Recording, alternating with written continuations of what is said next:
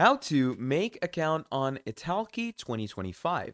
In this video, we're going to be talking about one of the best language learning applications and softwares out there called Italki, and we're going to be talking about how you're going to make an account on it.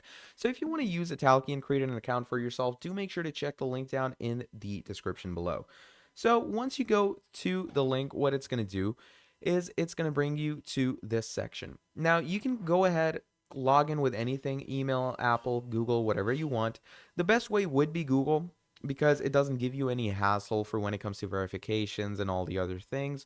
So I'm simply going to go ahead, click on continue, get my Google authorized. And once we're here, it's going to ask us to input a password for ourselves. And that is what I'm exactly going to do. Once we've added that, click on create. And once you've done that, it's going to take you straight into your dashboard. From here, go ahead, answer any of their questions. So let's go with German for the language I want to learn.